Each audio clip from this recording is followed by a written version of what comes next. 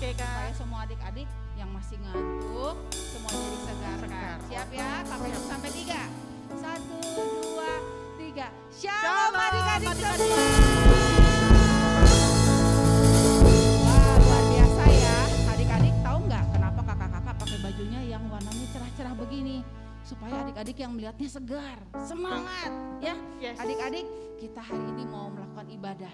Walaupun kita tetap online di rumah, kakak percaya adik-adik tetap semangat, tetap rindu mengalami Tuhan. Sama juga dengan kakak-kakak di sini. Kakak-kakak menyampaikan salam kangen dari kakak-kakak semua untuk adik-adik yang ada di rumah. Nah, sebelum itu Kak, kayaknya kita harus berdoa dulu ya Kak ya. Oke Kak. Yuk kita berdoa sama-sama. Semua tutup mata, nggak ada lirik kanan dan kiri, tidak ada yang colek-colek, nggak ada yang ketawa-ketawa, jangan sambil makan. Yuk kita berdoa. Tuhan Yesus, terima kasih. Pagi ini kami mengalami Engkau Tuhan. Banyak bicara kepada kami. Tuhan pasti rindu sama kami. Kami juga rindu Bapa. Kami mau menikmati Tuhan. Kami nggak mau males-malesan. Kami mau gerakan badan kami Tuhan. Kami nggak mau tertipu rayuan iblis untuk terus tidur. Tapi kami mau bangun. Kami mau ikut ibadah bersama-sama dengan teman-teman kami Tuhan dimanapun mereka berada. Terima kasih Bapak. Terima kasih Tuhan Yesus. Tutup bungkus kami semua dengan kuasa darah Yesus. Baik kakak-kakak di sini maupun adik-adik semua yang di rumah. Terima kasih Tuhan, terima kasih. Hanya di dalam nama Tuhan Yesus kami berdoa. Dan kami mengucap syukur. Haleluya. Semua katakan amin. Hari-hari ini karena banyak online, jadi jarang keluar rumah ya Kak. Betul Kak. Mau apa-apa enakan di rumah, betul ya Kak. Iya. Tapi Kakak suka berasa enggak pada saatnya baca firman? Kadang suka berasa nanti aja deh, aku mau ngerjain yang lain. Suka seperti itu enggak Kak? Betul Kak, pernah sering banget kayak gitu. Nah, Tapi harus kita lawan tuh Kak. Bener ya Kak? Iya. Atau misalnya pas saatnya mau bawa firman Tuhan ada film kartun kesukaan kita. Wah itu paling susah ya. Iya Ya Kak. udahlah, Alkitabnya taruh dulu, kita nonton dulu. Tapi itu enggak bener ya Kak? Nggak benar Kak. Ya, adik-adik tahu nggak? Iblis itu suka mengecoh. Atau kadang misalnya kita mau doa, kayaknya matanya berat sekali, aduh berat sekali. Waduh akhirnya tertidur Tidur lagi. Nah adik-adik, Kanila sama kakak punya cara jitu tuh untuk melawan rayuan iblis. Betul Kak? Betul. Nah ayo adik-adik yang masih ngantuk semuanya tegap berdiri. Kakak mau ajak kalian nyanyi bersama-sama ya. Oke. Yuk mari kita siapkan.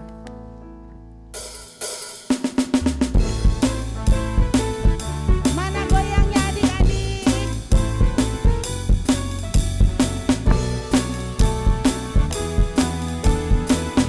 Kita mau katakan saat iblis menggodaku, aku tolak dia dalam nama Yesus. Saat iblis merayuku, lalu ku berdoa,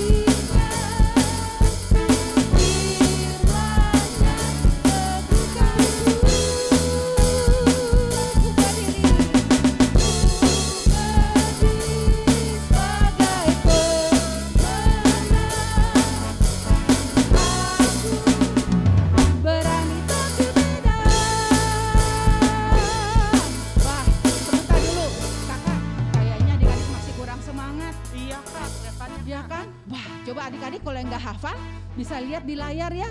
Nanti ada liriknya. Ya adik-adik, ayo kita semangat. Lalu kakak minta setiap kita siapin gaya paling heboh kak. Betul, gaya Ya. yang paling keren. Jangan ya. kakak sendiri di sini sama Kanila, Ya. karena di sini semua gayanya heboh semua. Ayo adik-adik kita siapkan.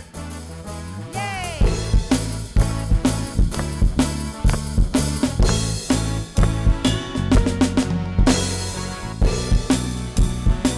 Katakan, saat iblis menggodaku, siapa takut?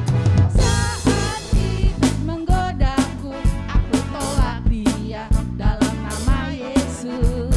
Saat iblis merayu, lalu ku berdoa dalam nama Yesus. Ku kuat karena kasih-Nya.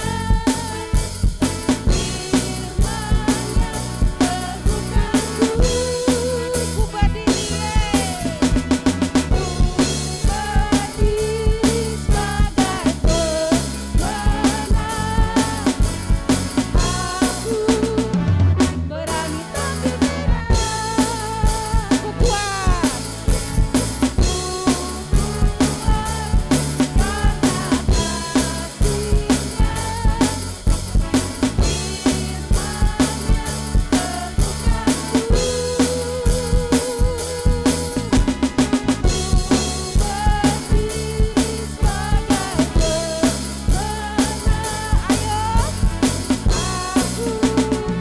berani tampil merah. Ayo dua kali lagi kita mau katakan. Aku berani tampil merah. Sekali lagi yang heboh ya. Aku berani tampil merah. Yeay, kita bermain bagi Tuhan. Luar biasa kak. Pasti adik-adik lagi heboh nih. Iya, seru Menyiapkan ya. gaya-gayanya. Iya betul Karena kak. adik-adik kita sekarang pintar bergaya kak. Sama kita juga kak bergaya. Luar biasa ya, kita tos dari jauh kak. Tos. Tos. Adik-adik gimana? Badannya sudah panas? Sudah keringatan? Wah luar biasa. Kakak tambah semangat lagi ya Kanila. Amin. Yes adik-adik. Tahu tidak? Waktu ketika Tuhan memanggil Samuel. Tuhan suaranya keras atau kecil kak? Kecil banget. Kecil ya. Sampai berapa kali adik-adik? Benar, berapa? 3 kali. Luar biasa. Ya, Tuhan panggil Samuel 3 kali. Tapi kira-kira saat itu Samuel, males deh. Kayak kita dibangunin gitu sama Tuhan ya. Misalnya ya, Kak Ica, ayo bangun. Doa. Tidur lagi. Kanila, ayo bangun. Baca Alkitab. Aduh. Tapi sikap Samuel seperti apa ya? Pada saat itu dia bangun ya kak. Iya. Pelan-pelan dia bangun. Siapa yang panggil? Dia cari. Sampai 3 kali akhirnya dia baru tahu. Ternyata Tuhan memanggil dia. Adik-adik, Tuhan itu memanggil sehari nggak hanya 3 kali. Bisa lebih. Bukan hanya disuruh berdoa. Tapi terkadang kalau adik-adik kasihkan main game, Tuhan bilang. Misalnya Kak Ica gitu ya. Ica, stop main game. Ayo makan. Ayo tidur istirahat. Wah, Tuhan itu hebat loh. 24 jam jagain kita kakak. Iya. Cuman seringkali betul, Kak. kitanya itu Amin. nggak ngeh ya kak, karena Iya. terlalu sibuk ya. Iya betul. Apalagi kalau sudah online. Wah. Apalagi kalau sudah ada game. Wah, udah suara Tuhan nggak kedengeran. Tapi hari ini kakak Nila, kakak Ica mau mengajak adik-adik semua. Yuk kita mau dengar suara Tuhan. Semangat. Ya, semangat semuanya. Mana tangannya? Mana tangannya? Hai. Kita mau puji Tuhan.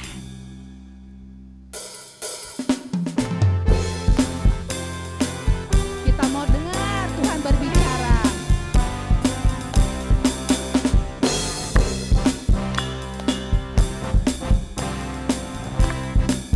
Kita mau katakan dengar dia panggil nama saya, dengar dia panggil namamu, dengar dia panggil nama saya.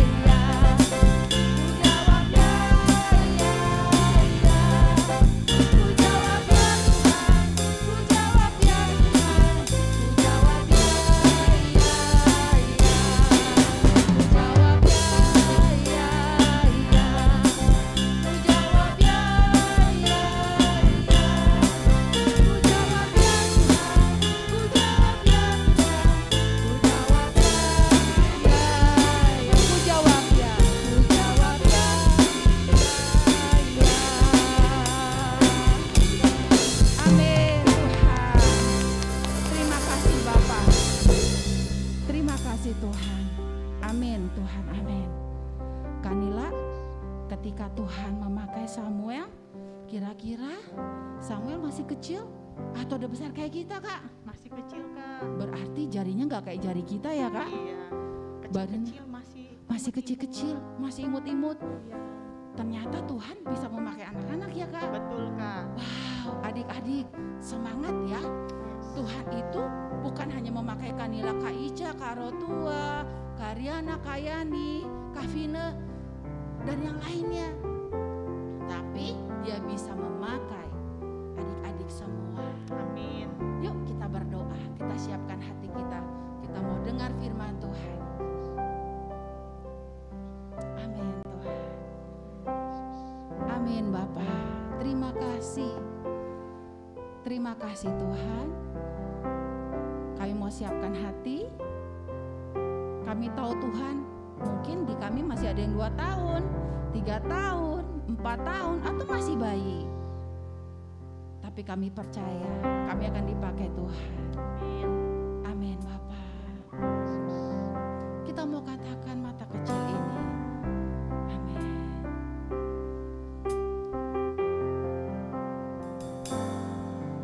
Mata kecil ini, mulut kecil ini akan melakukan perkara yang besar. Tangan kecil ini, kaki kecil ini akan melakukan perkara yang besar yang tak pernah dibayangkan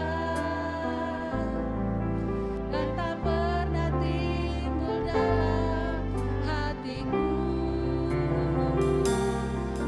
Begitulah yang Kau sediakan bagi orang yang percaya padanya. Kita mau katakan, mata kecil ini kita mau siapkan hati kita adik-adik. Mata kecil ini, mulut kecil ini akan melakukan perkara yang besar. Kecil ini, kaki kecil ini akan melakukan perkara yang besar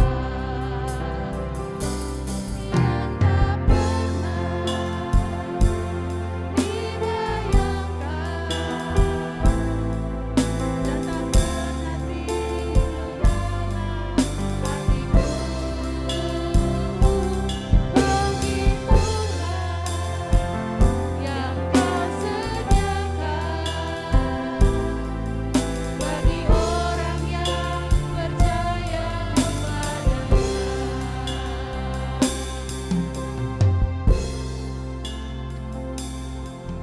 Mata kecil ini, mulut kecil ini akan melakukan perkara yang besar. Tangan kecil ini, kaki kecil ini akan melakukan perkara yang besar yang tak pernah dibayangkan, yang tak pernah timbul dalam hatiku. Begitulah yang Kau sediakan bagi orang yang percaya padanya. Amin. Adik-adik, kita sama-sama berdoa. Tuhan Yesus, ini hidup kami, anak-anak-Mu Tuhan. Pada hari Minggu ini kami mau datang bersama-sama di hadapan Kau. Kami mengasihi Engkau Tuhan. Kami mau jawab iya atas setiap panggilan-Mu dalam hidup kami. Kami mau jawab iya Tuhan atas setiap rencana-Mu atas hidup kami Bapa. Tuhan Yesus, ini mulut kami, ini mata kami, ini tangan kami, ini kaki kami, ini seluruh hidup kami Tuhan di hadapan Engkau. Kami persembahkan semuanya di hadapan Engkau Tuhan. Terima kasih Tuhan Yesus, terima kasih. Engkau Allah yang baik, Engkau Allah yang mengasihi kami Tuhan. Terima kasih Tuhan Yesus, di dalam nama-Mu kami berdoa. Kami mengucap syukur, sama-sama kita katakan amin. Shalom adik-adik. Wah, luar biasa, sudah pada semangat, sudah muji Tuhan, sudah nyembah Tuhan. Sekarang kita mau dengar firman Tuhan. Adik-adik duduk yang tenang, duduk yang tertib, matanya semua mengarah kepada kakak ya. Apa kabarnya adik-adik? Semoga semuanya sehat-sehat ya di rumah ya. Tetap jaga kesehatan, makan yang cukup, tidur yang cukup, berdoa dan baca firman Tuhan. Oke adik-adik, seperti kita ketahui bulan ini kita belajar tentang siapa? Wah, tadi udah disebutkan nama Kak Ica sama Kak Nila. Ya, tentang Samuel. Wah, siapa sih Kak Samuel itu? Apa sih yang diperbuatnya? Gimana sih? Kok bisa Tuhan bicara sama dia? Nah, adik-adik, minggu ini kita belajar satu hal tentang Samuel, yaitu dia mengabdikan hidupnya pada Tuhan. Kalau adik-adik ingat ya, bagaimana kisah Samuel dilahirkan. Jadi ada seorang ibu, namanya siapa? Ada yang tahu? Siapa? Iya betul, Ibu Hana. Boleh selanjutnya? Nah, Ibu Hana ini sudah lama dia tidak memiliki anak. Karena itu hatinya sangat sedih banget, hatinya sangat pilu. Dia melihat di tempat lain, di tetangganya gitu ya, kok udah punya keturunan ya, tapi dia belum. Nah, dia datang kepada Tuhan, adik-adik. Ibu Hana ini percaya bahwa Tuhan menjawab doa. Apa yang dikatakan Ibu Hana? Jadi saking sedihnya, saking pilu hatinya, dia sampai komat kamit, sampai udah gak bisa ngomong dengan jelas. Dan dia meminta kepada Tuhan seperti ini adik-adik. Jika sungguh-sungguh Engkau memperhatikan sengsara hamba-Mu ini dan mengingat kepadaku dan tidak melupakan hamba-Mu ini, tetapi memberikan kepada hamba-Mu ini seorang anak laki-laki. Wah, jadi Ibu Hana ini minta langsung sama Tuhan, Tuhan berikan aku anak laki-laki. Jelas ya adik-adik ya, dia kasih janji sama Tuhan. Ini luar biasa adik-adik, dia bernazar sama Tuhan, dia bilang, maka aku akan memberikan dia kepada Tuhan untuk seumur hidupnya. Dan pisau cukur, tahu ya adik-adik, pisau cukur itu kayak gunting rambut gitu ya. Kalau kita ke salon, rambutnya mau dipotong, nah itu tidak akan menyentuh kepalanya. Nah, artinya apa? Artinya dia buat janji bahwa rambut anaknya gak bakal dipotong, seperti itu. Ini mirip satu orang kisah di Alkitab ya adik-adik ya, yang rambutnya juga gak dipotong, siapa namanya? Ya, yang orangnya kuat ya, namanya Simson. Nah, Samuel juga seperti ini. Tapi Samuel bukan kayak Simson ya, punya kekuatan. Tidak, kita akan lihat apa yang ada dalam hidup Samuel. Nah, inilah nazarnya Ibu Hana. Nah, adik-adik tahu nggak berapa lama kira-kira Ibu Hana dapat Samuel? Nggak lama-lama adik-adik, langsung tahun berikutnya. Ketika Tuhan ingat tentang Ibu Hana, dia memberikan keturunan. Sehingga di setahun berikutnya lahirlah Samuel. Samuel kecil, masih bayi, dia diasuh sama ibunya. Diasuh dulu ya, karena kalau masih bayi kan kita nggak langsung bisa makan nasi atau makan makanan keras ya, harus minum susu gitu kan, harus dimandiin gitu ya adik-adik ya. Coba di sini siapa yang punya adik bayi di rumahnya? Ada? Nah, adik-adik bisa lihat kan, kalau bayi yang baru lahir harus dirawat oleh siapa? Ibunya. Nah, jadi adik-adik selama Samuel lahir, dia dirawat dulu sama ibunya. Jadi dia nggak langsung dikasih sama Tuhan gitu ya, dipersembahkan, tidak. Dirawat dulu sama ibunya, diajari, dididik sama ibunya, hingga suatu saat tibalah hari itu di mana Samuel diantar oleh ibunya. Coba kita lihat gambarnya adik-adik. Nah, kalau kita lihat ya, wah, Samuelnya masih kecil. Ini kalau di Alkitab ya ditulis ya, kita baca di 1 Samuel 1 ayat 24, lalu diantarkannya ke dalam rumah Tuhan di Silo. Jadi ada nama kota Silo, di situ ada bait Allah. Diantarkan ke sana dan waktu itu masih kecil betul kanak-kanak itu. Jadi mungkin kalau sekarang ya istilahnya balita mungkin ya adik-adik ya. Masih kecil gitu, masih lucu, masih mau main-main, masih senang, kalau sekarang ya mungkin belum bisa ya main dengan tetangga ya. Tapi sebelum pandemik, wah anak-anak kecil-kecil itu kan senangnya ngumpul-ngumpul, main-main di taman gitu ya, main ke rumah temennya, ke tetangga. Nah ini Samuel dari kecil sudah diantar ke bait Tuhan oleh ibunya.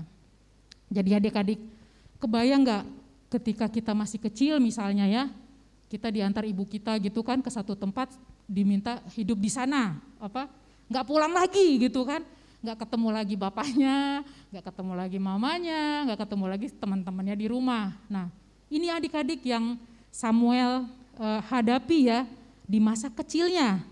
Nah tapi kita nanti mau lihat bagaimana Samuel yang kecil dia tetap taat, dia tetap patuh ya, dia nggak memberontak, dia tetap mengikuti apa yang disampaikan oleh mamanya. Nah kemudian berikutnya, ngapain aja sih Kak Samuel di bait Allah? Kan dia masih kecil gitu ya.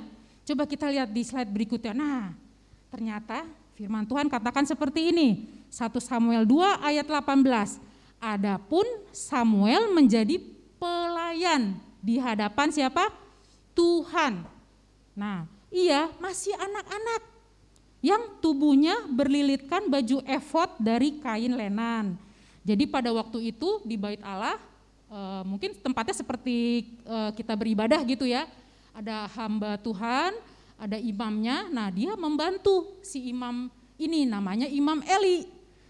Diberikan baju gitu ya, diberikan mungkin yang mirip gitu kan, mirip dengan baju Imam Eli. Jadi sepertinya dia seperti sudah dipersiapkan gitu dari sejak kecil ya. Nah adik-adik ini jelas firman Tuhan katakan Samuel jadi pelayan di hadapan Tuhan. Nah kalau adik-adik baca lagi ya, Kak pelayan itu seperti apa ya Kak ya? Saya taunya pelayan itu ada di restoran, terus ada di mungkin ada di mana lagi ya, di hotel gitu ya, di kantor gitu.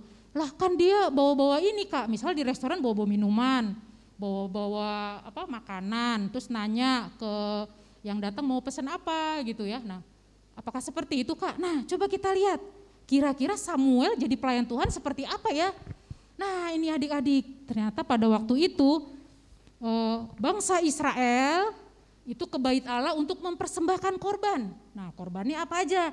Ada kambing, ada domba, ada merpati gitu ya. Nah yang pertama Samuel dia mengatur persembahan gitu, jadi dia bantu-bantu di bait Allah, dia dengan segenap hatinya, dengan ketaatannya, misalnya dia, ayo nih dombanya ditaruh di kandang, nah diangkat sama dia ya, ada di gambarnya, diangkat ditaruh di kandang. Nah kemudian apalagi adik-adik, coba lihat gambar kedua, di sebelahnya Samuel ada apa ya? Ada apa coba lihat?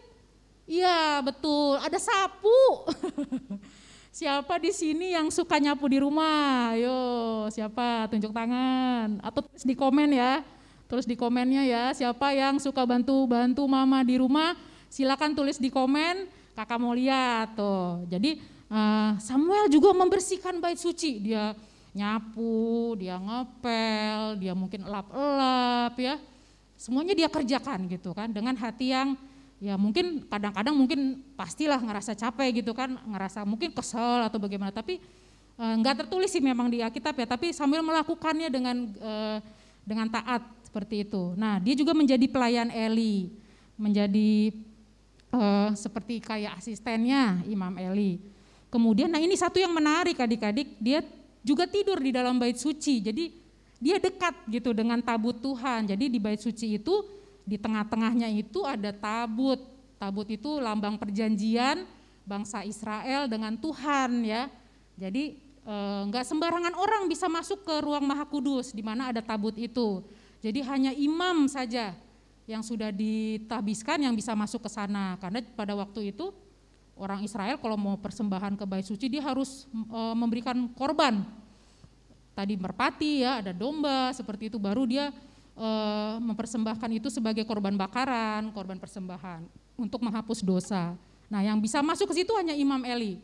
Nah, tapi Samuel pun ternyata sehari-harinya di sana. Jadi kalau kakak lihat, kalau kakak renungkan, Samuel ini dekat dengan Tuhan gitu ya. Walaupun dia masih kecil, tapi mungkin dia sehari-hari udah merasakan gimana hadirat Tuhan di sana. Nah, sehingga suatu saat adik-adik, Samuel mendengar ada suara yang memanggil dia. Dipanggil bukan pakai mas, bang, enggak. Dipanggil namanya. Nama Samuelnya yang dipanggil, Samuel gitu. Panggilan sekali aja ya, Samuel udah dengar, tuh ajaib juga ya. Kalau kita mungkin dipanggil berkali-kali gitu kan, baru bangun kalau lagi tidur ya. Harus digoyang-goyangin gitu ya adik-adik ya. Nah ini Samuel dipanggil sekali langsung bangun. Hah, dia pikir itu Imam Eli yang manggil. Akhirnya dia ketok-ketok, Bapak, engkau memanggil aku? Terus Imam Eli, enggak kok. Udah tidur aja. Ya udah, Samuel tidur lagi. Ada panggilan kedua lagi. Samuel bangun lagi. Dia datang lagi ke Imam Eli. Imam Eli bilang, tidak, bukan aku yang memanggil. Sampai ketiga kalinya Samuel dipanggil, dia tanya lagi ke Imam Eli. Akhirnya Imam Eli tahu, ini bukan orang yang manggil ya. Ini bukan bangsa Israel, bukan siapa-siapa. Ini Tuhan pasti yang manggil. Di situ Imam Eli ngerti bahwa Tuhan mau berbicara kepada anaknya. Nah, akhirnya Imam Eli menyuruh Samuel kembali ke tempatnya dan akhirnya adik-adik kita lihat bagaimana Tuhan berbicara dengan Samuel. Samuel yang masih muda, Samuel yang masih kecil, berbicara muka dengan muka, wajah dengan wajah, seperti itu. Seperti kita berbicara misal dengan ayah kita di rumah ya, muka dengan muka. Dan Samuel tidak mati pada waktu itu. Karena waktu itu orang yang ngelihat Tuhan itu bisa jadi nggak kuat adik-adik ya. Bisa mungkin jatuh gitu kan. Nah ini Samuel tidak. Tuhan berbicara dengan dia muka dengan muka. Dan ini ajaib adik-adik. Jadi kalau kakak renungkan ya, gimana kita saat ini, bagaimana ya Tuhan kita bisa berbicara muka dengan Tuhan. Berkata-kata. Di sini Tuhan menyampaikan sesuatu, menyampaikan firman, menyampaikan nubuat untuk bangsa Israel melalui Samuel.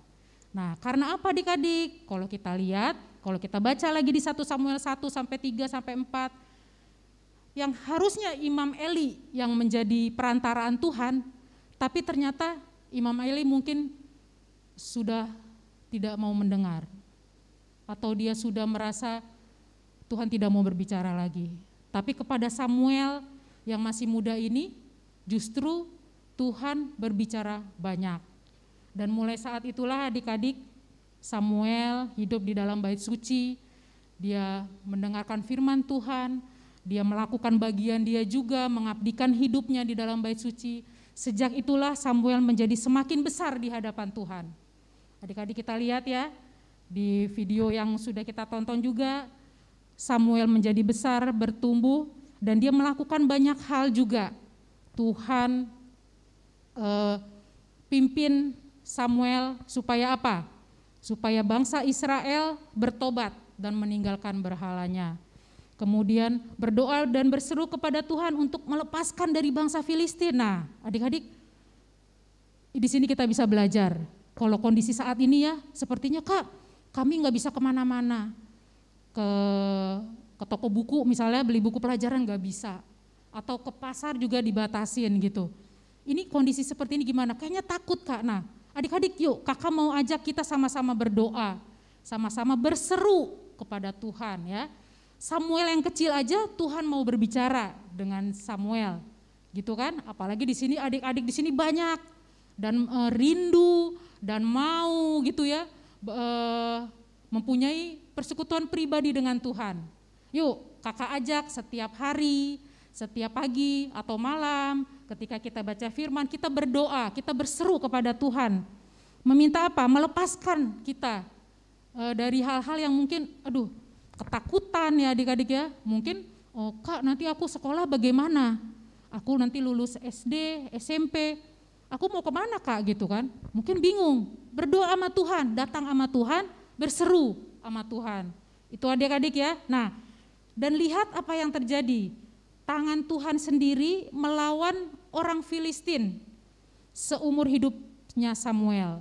Dan kota-kota yang diambil orang Filistin daripada Israel kembali kepada Israel.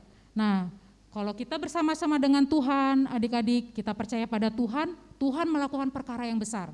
Tadi pujiannya bilang apa? Walaupun mata kecil, mulut kecil, kaki kecil, tangan kecil ya, tapi Tuhan mau melakukan perkara yang besar. Nah, kakak-kakak di sini juga berdoa untuk adik-adik semua, pasti bisa melakukan perkara yang besar di dalam hidup adik-adik. Nah, tapi apa? Tapi kita lihat ya, Samuel dia mau memberikan hidupnya kepada Tuhan, mengabdikan dirinya kepada Tuhan, mengasihi Tuhan ya, melayani Tuhan, menghormati Tuhan. Nah, adik-adik tahu nggak? Kakak ini terkejut juga dan takjub juga loh adik-adik. Jadi selama hidupnya Samuel ya, Samuel ini kan dari kecil ya dia di bait Allah ya, sampai dia jadi imam, sampai dia jadi hakim. Nah, di ujung hidupnya adik-adik tahu nggak Samuel melakukan apa? Kita lihat, sampai akhirnya Samuel mengurapi Daud sebagai Raja Israel. Adik-adik tahu ya Raja Daud? Ada yang tahu? Oh, kayak udah tahu semua. Raja Daud ini juga luar biasa adik-adik. Dari sejak kecil dia dipilih oleh Tuhan untuk menjadi calon Raja Israel. Dan dari sejak kecil, nah ini bedanya Samuel dan Daud. Kalau Daud dia dilatih di padang gembalaan. Dia dari sejak kecil menggembala kambing domba, walaupun jumlahnya cuma 2-3 gitu ya, 2 atau 3 gitu kan. Tapi dia udah dilatih melawan singa, katanya melawan beruang gitu ya. Kalau ada kambing dombanya sakit, dia obatin gitu, dikasih makan gitu ya. Nah, Samuel di akhir hidupnya ketika dia sudah tua, dia mengurapi. Mengurapi itu apa adik-adik? Dia memberikan minyak gitu, menuangkan minyak ke kepalanya Daud sebagai tanda kepada bangsa Israel bahwa suatu saat dia akan menjadi raja. Dan Daud, tahu juga kan adik-adik ya, kalau kita baca firman Tuhan, Daud ini pas kecil juga dia diurapi ini.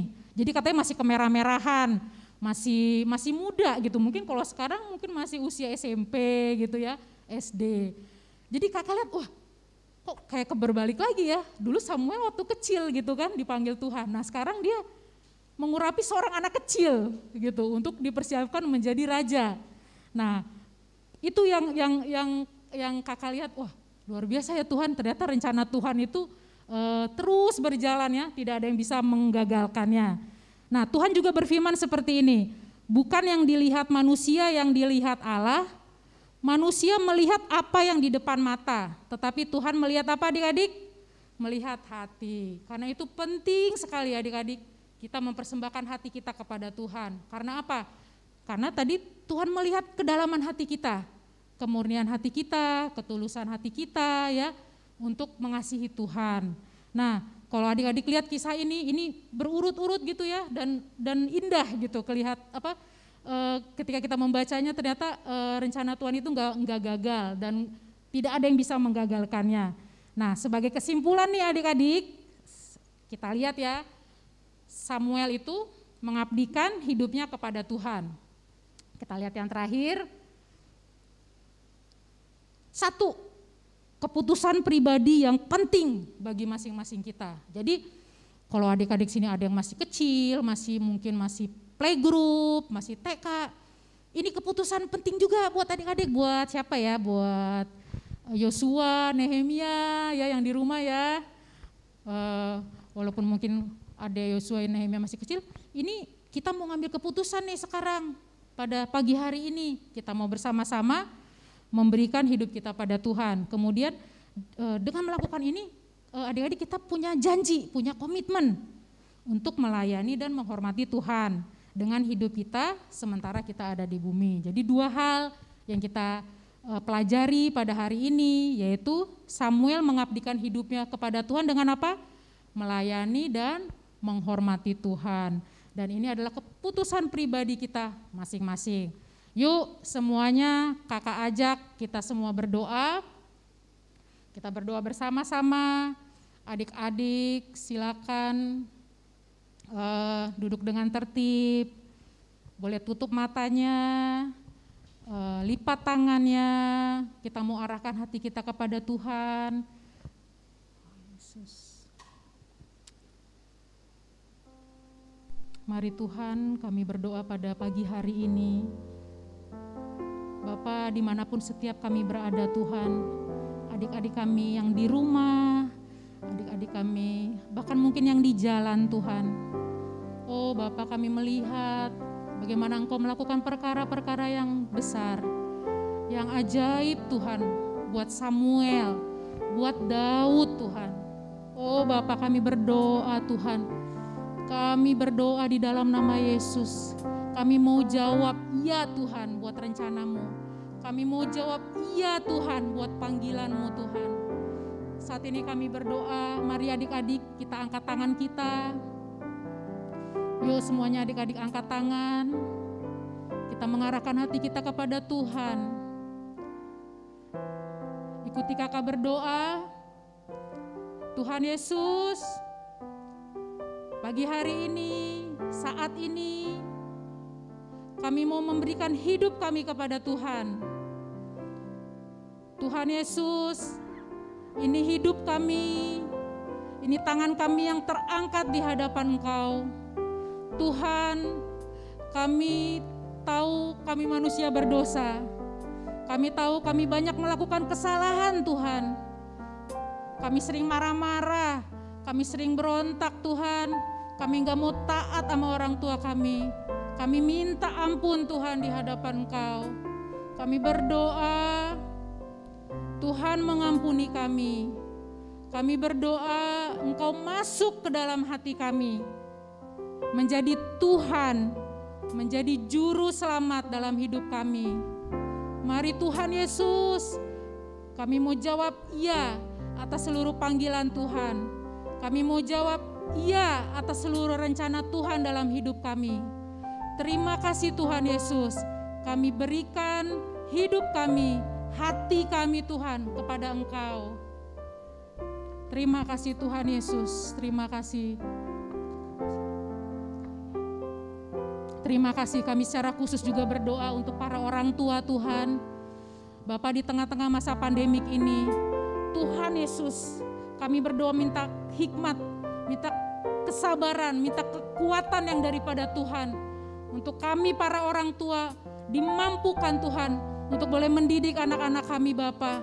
Tuhan Yesus, kami berdoa saat ini dimanapun anak-anak berada, dimanapun orang tua berada di dalam nama Yesus. Mari Tuhan, jadikan juga para orang tua pahlawan-pahlawan Tuhan yang boleh mendidik, yang boleh mengasuh, merawat anaknya untuk menjadi pelayan di hadapan Tuhan. Terima kasih Tuhan Yesus, terima kasih kami berdoa Tuhan. Mari kami berdoa berkati kota Depok Tuhan, berkati bangsa ini. Terima kasih kami berdoa, biarlah pandemik ini segera berakhir Tuhan, dan orang-orang yang sakit disembuhkan di dalam nama Yesus. Terima kasih Tuhan, terima kasih Tuhan, terima kasih Tuhan. Kami menyerahkan sepanjang minggu ini ke dalam tangan Engkau. Kalau kami mau masuk sekolah, kami boleh semangat dalam bersekolah Tuhan, semangat dalam belajar, semangat dalam melayani juga di rumah kami Bapa. Terima kasih Tuhan Yesus, Engkau ajaib, Engkau baik Tuhan, Engkau dahsyat Bapa buat hidup kami. Ajar kami terus Tuhan untuk mengabdikan diri kami Tuhan, melayani Tuhan dan menghormati Tuhan, mengasihi Tuhan dengan segenap hati kami. Terima kasih Bapa, terima kasih Tuhan Yesus. Terus Tuhan, Engkau menutup bungkus setiap kami, para anak-anak Tuhan, para orang tua, kakak-kakak Tuhan semuanya, dengan darah anak domba. Dan kami boleh menjalani hari-hari kami dengan penuh kemenangan Tuhan, melakukan rencana Tuhan, melakukan apa yang menjadi isi hati Tuhan buat hidup kami, buat hidup orang-orang di sekitar kami. Terima kasih Tuhan Yesus. Terima kasih Tuhan Yesus.